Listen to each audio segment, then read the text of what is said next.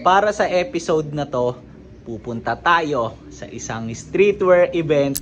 Daming tao. Sa sobrang dami ng makakalimutan ko, so yung 2,000 merch ko pa.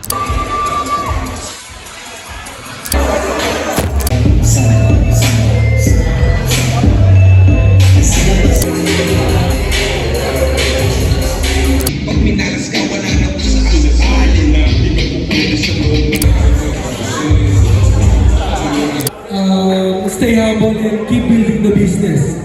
So ito na ang aking pangatlong 2,000 merch.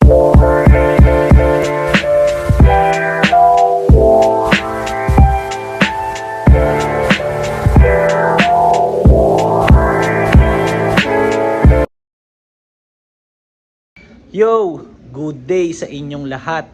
So para sa episode na to, pupunta tayo sa isang streetwear event. So let's go! Tapos meron akong makakasama para sa adventure na to, which is ito. Guys. Nice one. So si Jigs, yan, solid homie ko yan, and siya ang magiging shooter ko for today. And Jigs, meron ka bang gustong i-shoutout? Yeah, shoutout sa page ko, pabili, check nyo doon. Andun yung mga kailangan nyo. Okay, Pag grabe may naman swag. yun. Okay, Yes sir. Grabe Sa IG naman ko, yun. Yeah pala, buhay na patunay. mismo. Flash ko na lang dyan sa screen. Tapos yung event na lalapagan namin is event ng 2,000. So kung napanood nyo yung previous episode ko, so ayun yung nabanggit ko na magiging event nila. So check natin kung ano mga mangyayari doon, 'di ba?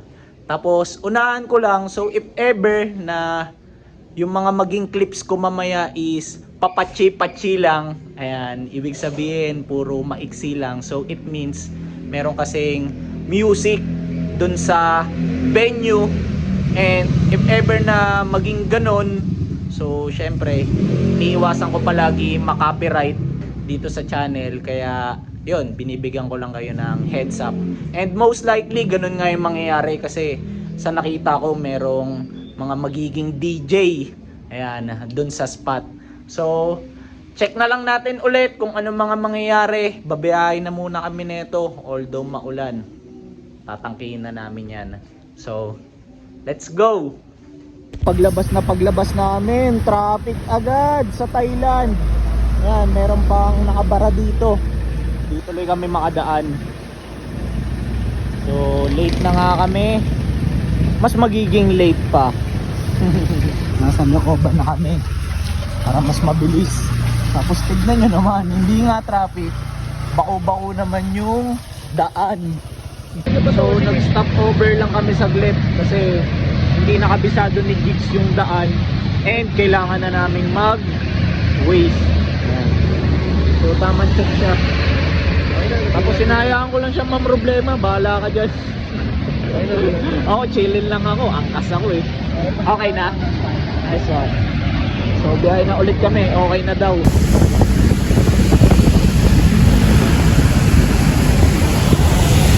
Andito na kami sa spot. Daming tao. Ginabi na kami.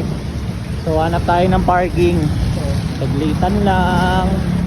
Sige, buwelo mo dyan.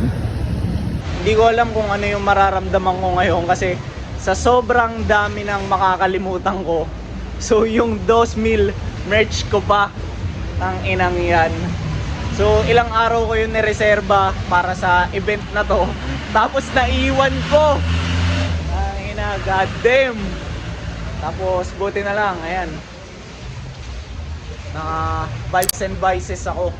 So medyo, alam niyo yun, nawawala yung pagkabasag ko. Sa ganong paraan ko na lang siya tinitignan. Ayan.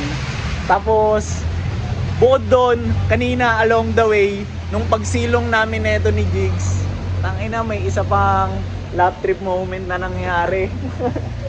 Baliktad yun na suot kong helmet. Tanginang yan, sinabi lang nung katabi namin na nagmomotor din. Tangina, ang epic na itong biyahe na to, sagad sa traffic. Tapos ganun yung nangyari sa helmet ko. Tapos Ang nakalimutan ko pa yung merch ko. Late pa. Pero wala. Meron niya, meron. The show must go on. Kaya tutuloy na kami na ito. Tara, pasok tayo sa loob. Let's go.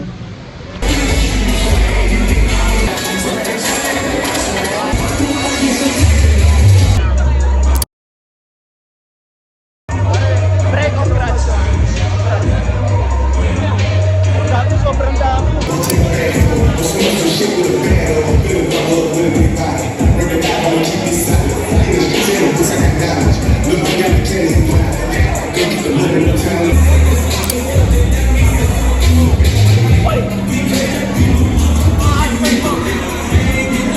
Pakita na kayo sa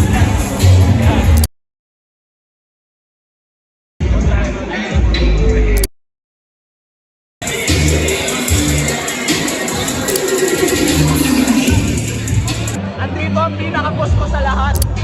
Boss Adam. Idol Mike.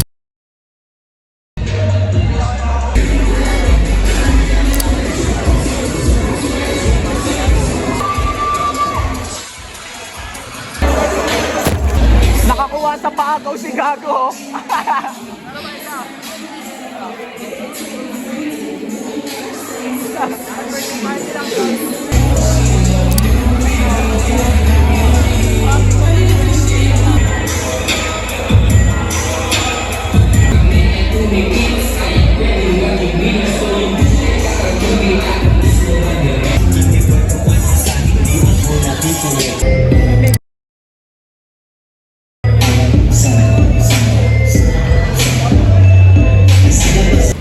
Humingo to matagal na. So ngayon, kinokontrata ko na siya para sa PMD. So ayan, pinakita ko lang sila. PMD. Nice one. Check nyo to sa channel ko. Nalaman ko na yung dahilan kung bakit ko naiwan yung merch ko. So, dinigop mo. Kasi makakakuha pala tayo ng ganito. So, man, Eson. May gusto ka bang i-plug? Eson Unique. Mismo. Pray Plug for mo. me. Malapit na. Alam mo na. Mismo. Sarili niyang brand to. Yes, sir. Pray for me. Parang nakita ko yun, ah. Meron pa kape na kasi ako. Di ba meron sa loob? Oo, may kape yan. Nagka-crossover kami nun. Ako po.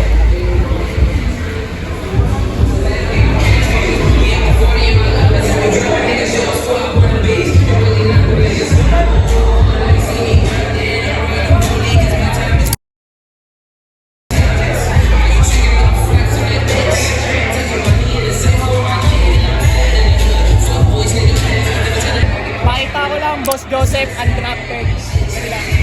Makita ko sa barangay.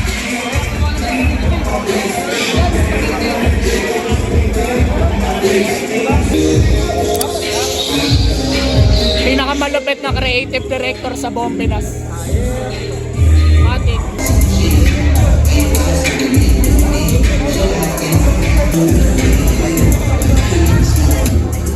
Ano no? Acha.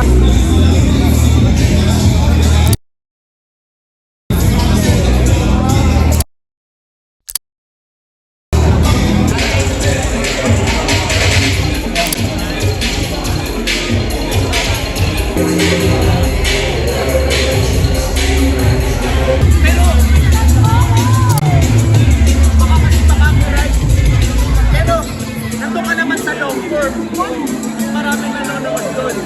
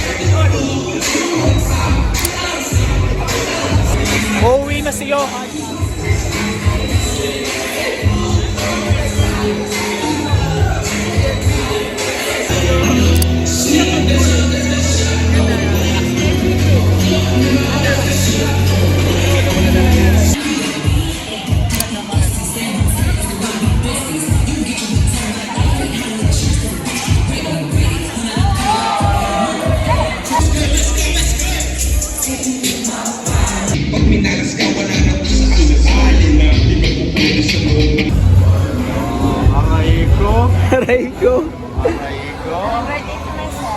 Birthday mo? Ilan taon na? 14? Dalaga na, anak ng talaman na. Papakita mo lang sa vlog, Solid Toby, Ostano.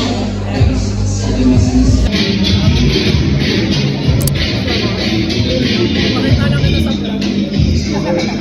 Meron lang ako nakitang solid Tommy. Boss, Lord. Ay kaalam. Ngayon ko lang nakita. Dalawa to.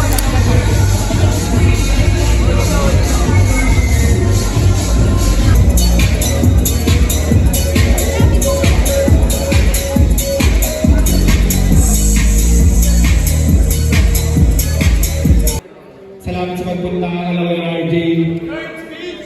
Kalamoy, kay Nikki. Ayun, maraming salamat. Tsaka kayo.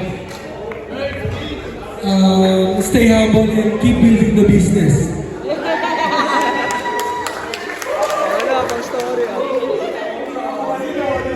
We out. Thank you. Maraming salamat. Tara, punta tayo. Punta tayo.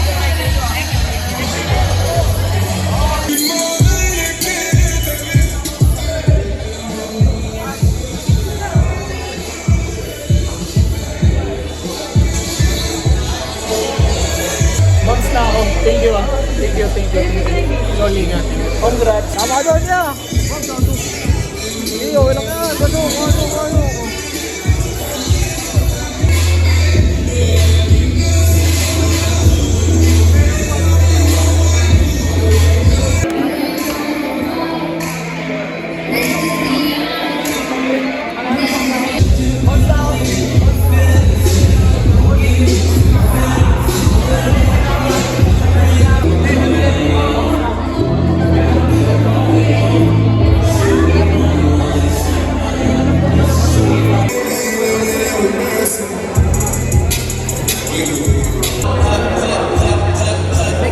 Sana agawad.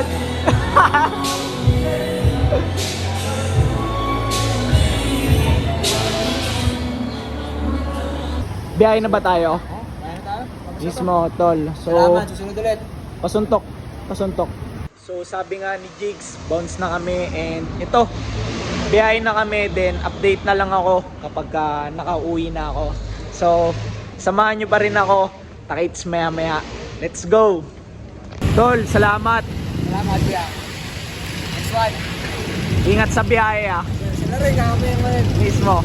Yo, so para dito sa outro natin, so gusto ko lang ipakita tong suot ko ngayon kasi ito yung nakalimutan ko kahapon. So ito. Ayan, yung long sleeves na mesh jersey ang bagsakan. Ayan, so ilang araw ko tong sinave. Tapos yun nga, nakalimutan ko siya dalhin kahapon kasi actually nung umalis kami ni Jigs, medyo nagmamadali na kami.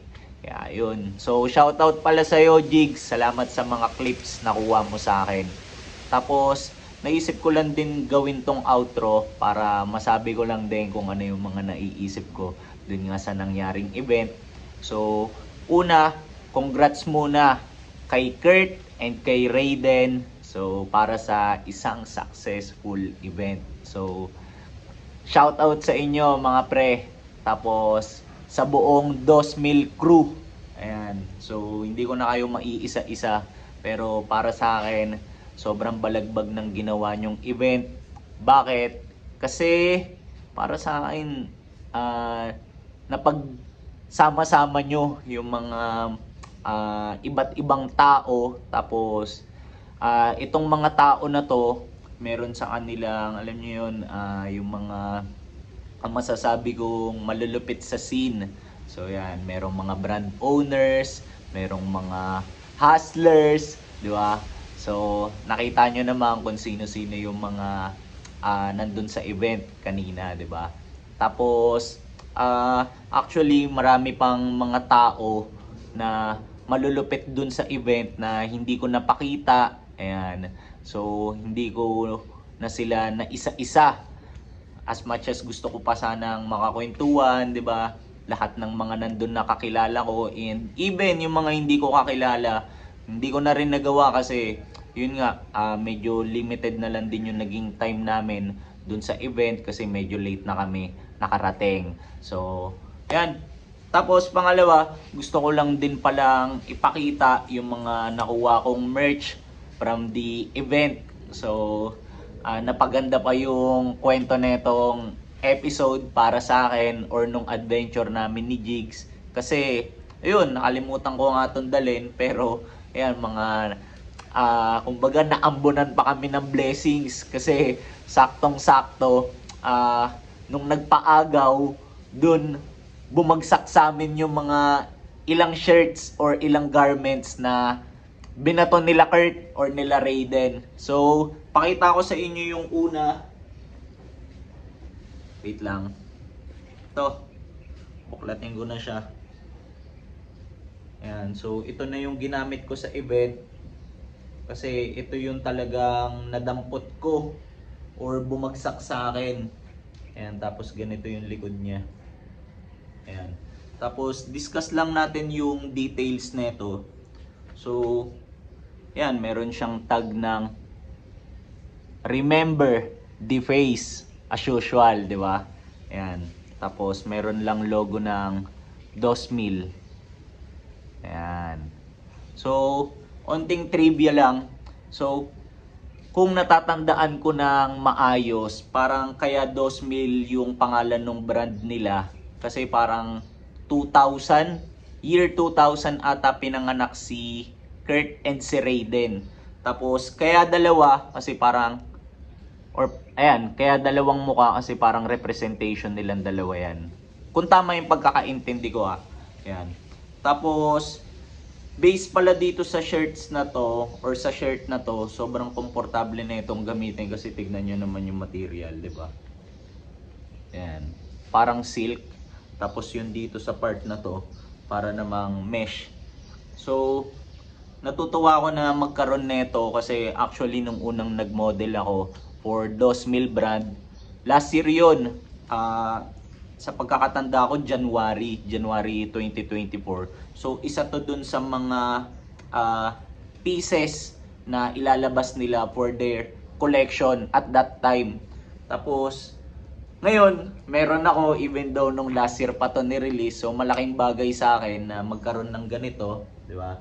Ayan. Tapos, ang ganda ng design Ayan. Medyo malaki nga lang siya sa akin, pero still, di ba? At least meron akong ganito. Ayan. So, ito na ang aking pangatlong 2,000 merch. So, una to, tapos actually, gamit ko ngayon yung terno nito. Ito. Sinuot ko talaga for this outro. Ayan, terno yan. May 2,000 embroidered logo dito, di ba? Ayan, so isa, tapos pangalawa yung shorts, tapos pangatlo to. Tapos papakita ko naman sa inyo yung last. So, wait lang. Ito. Buklatin ko na siya. Ganito ang itsura niya. Ayan. So, discuss din natin yung details nito. Ito rin, masaya rin akong magkaroon nito. Papaliwanag ko kung bakit. So, una, pakita ko lang muna yung tag. Ayan, meron siya nung Remember the Face. Ayan, tapos, meron siyang tag ng M. Meaning yan, Mike. Pinasadya talaga to para sa akin Pinasadya ni Kurt. Hindi, joke lang. Ayan. So, ito, bigay ko lang yung reasons kung bakit masaya ako para sa shirt ko na to. So, in terms of, kumbaga, quality, tignan nyo na muna. Yung loob niya, para siyang wool. Ayan Hindi siya yung mga sa typical na damit. Ayan. Tapos, pagdating sa ito, fabric niya sa leeg, makikita nyong sobrang quality. Di ba? Ayan. Tapos, ang ganda ng kulay niya. Madaling bagayan. Malamig sa mata. Baby blue. Tapos, na-discuss ko dun sa previous episode ko na gandang-ganda ako sa detail na to. Tignan nyo. So, may nakalagay, di ba, faces. Pero once nilapit mo yung shirt, meron siya mga maliliit na logo ng 2,000. So talagang tinrabaho, 'di ba? Ayan. So base kay Raiden, talagang inisa-isa daw to ng graphic artist. Ayan. Tapos ito isa sa pinaka gusto kong details nito is yan, meron siyang nakalagay na July 2025. So alam niyo naman, 'di ba? Masyado akong into sa vintage shirts. Tapos para sa akin malaking bagay to kasi the way ko nga to tignan.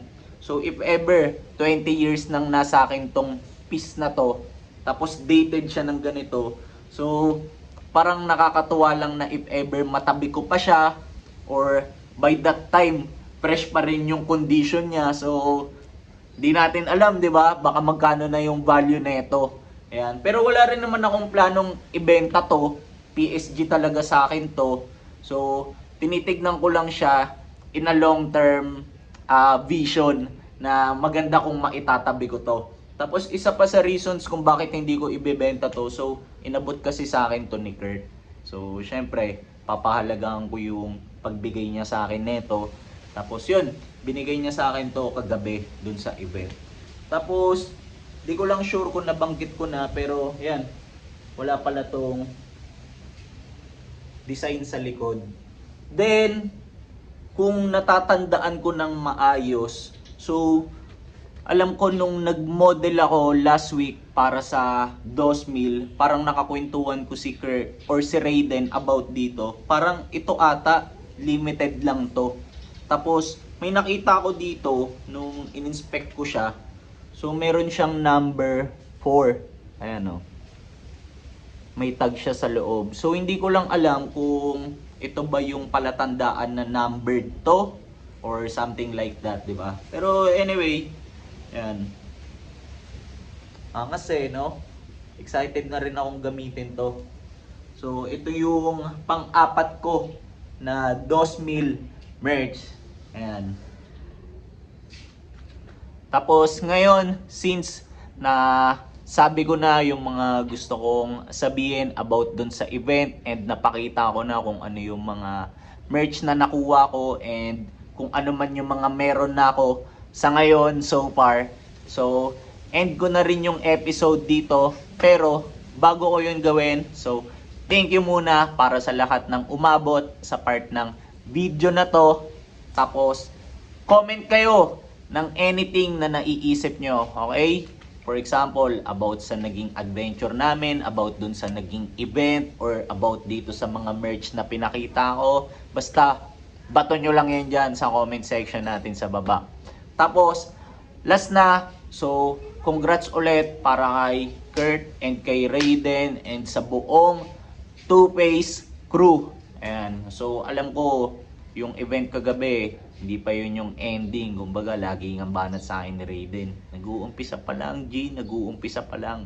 Ganun palagi yun eh. So, end ko na yung episode dito. Tapos, see you na lang sa mga next kong upload. Let's go!